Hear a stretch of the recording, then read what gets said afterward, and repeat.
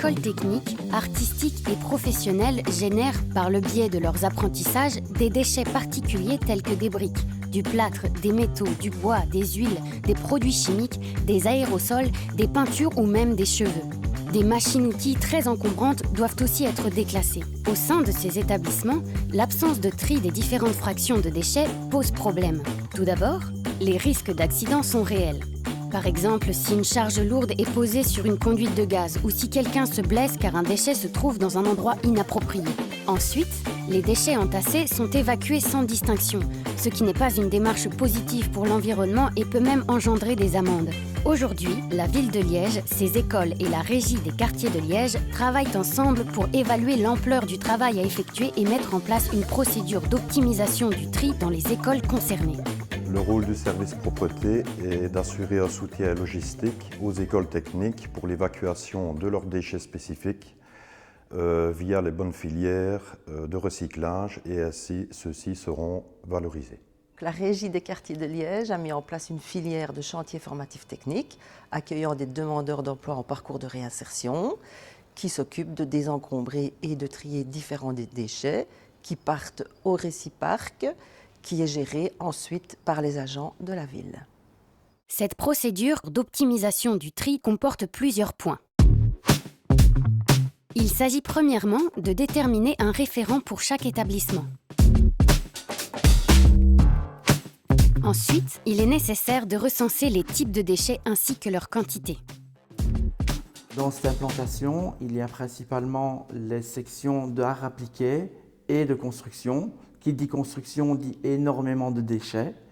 Actuellement, ce qui se passe, c'est que les déchets restent en général près des ateliers et il n'y a pas une politique globale. Nous générons pas mal de déchets, notamment des déchets de métaux, ferreux, non ferreux, pas mal de déchets de bois aussi, de déchets de construction, de peinture et de déchets inertes. Mais nous avons une énorme quantité de déchets issus des ateliers mécaniques. Au niveau des déchets, on génère en grande partie des déchets de bois. Ça représente à peu près une vingtaine de mètres cubes par an. Et on a aussi des déchets de construction. Et là, c'est assez variable parce que c'est des travaux qui s'étalent sur l'année. Et on essaye pour générer le moins de déchets possible. On a par exemple les maçons qui commencent. Les plafonneurs vont travailler sur le travail du maçon. Et puis les carreleurs vont passer dessus. Comme ça, on ne démolit qu'une seule fois, peut-être 2 fois par an dans des cas exceptionnels. Ici, vous êtes dans une passerelle, donc c'est un salon pédagogique, je veux dire, où on accueille des clients. Donc on fait tous les gros services, notamment donc des coupes de cheveux. On est aux Beaux-Arts, donc on a des gens très créatifs, mais qui travaillent vraiment plein de matériaux et qui les mélangent. On a du plâtre qui est mélangé à des métaux pour les structures, etc. On a de la terre cuite, on a du bois, on a tout ce qui est peinture, enfin les contenants des peintures, les pôles, les bombes de peinture, etc. Ce qui permettra de déterminer les contenants nécessaires.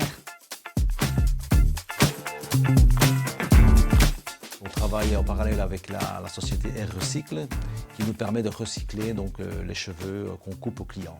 On va plus ou moins faire 4-5 sacs par mois de récupération de cheveux. On a mis en place ici dans l'école, et c'est en évolution, différents containers. Les containers ne sont pas nommés spécifiquement. C'est en fonction du déchet qui est produit à l'instant même qu'on va dire tiens, je prends ce container et dedans je vais mettre X déchets, du gravat, du bois, du métal, etc. Parce qu'il faut savoir aussi que en fonction de la période dans l'année, on va avoir beaucoup de gravats par exemple, ou on va avoir beaucoup de bois. Donc comme notre nombre de containers est limité pour le moment, celui qui a 3 containers disponibles peut les prendre tous les 3 au même moment pour mettre que du bois par exemple. Avant, on avait des bacs et on faisait venir des conteneurs pour les évacuer, des conteneurs généralement tout venant parce qu'il n'y avait pas la culture du tri nécessaire au départ, parce qu'évidemment ça doit se faire au départ, mais les bacs se remplissaient, et à la fin on ne voyait même plus les bacs tellement on croulait sous les déchets, donc c'était inimaginable. Même du point de vue sanitaire, hygiène, c'était juste pas possible. On va juste remplacer les bacs qu'on a, mais qui sont un peu petits, par des bacs beaucoup plus gros, qui pourront être transportés avec des transpalettes pour être sortis de l'école et partir au recyclage, au tri, etc. Et c'est juste qu'ils sont beaucoup plus gros et aussi ils sont couverts parce qu'un problème majeur, c'est aussi la prise d'eau par les déchets, ce qui fait que tout gonfle, ça se décompose, ça gonfle. Et voilà. Donc pour qu'ils soient protégés et qu'ils puissent être évacués proprement.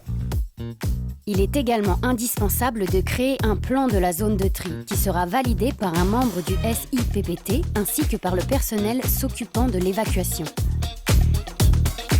Le projet va nous amener à construire, en tout cas à délimiter des zones dans l'école bien distinctes où on va pouvoir déposer les différents déchets. Grâce au centre de tri que nous allons créer, nous allons pouvoir amener une solution idéale qui représente la réalité du terrain. Nos jeunes pourront, grâce à des consignes claires, mettre les déchets là où ça doit aller, de manière à mieux revaloriser l'ensemble.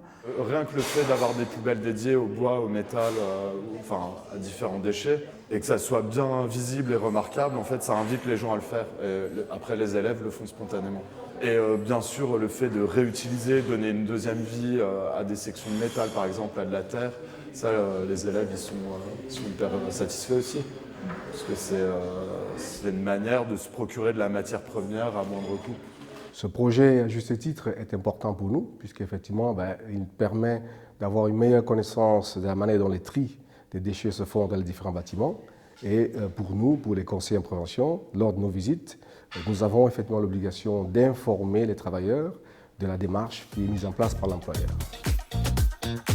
Quand le plan est établi, il faut procéder à une remise à zéro du site accueillant les déchets pour faciliter l'installation et la gestion initiale de nouvelles zones de tri. Il y a eu une énorme opération au mois d'avril pour évacuer tous les déchets avec un tri. Ça a été fait d'une rapidité parce que c'est plusieurs services qui ont collaboré pour ça. Enfin, c'était vraiment une collaboration sans précédent.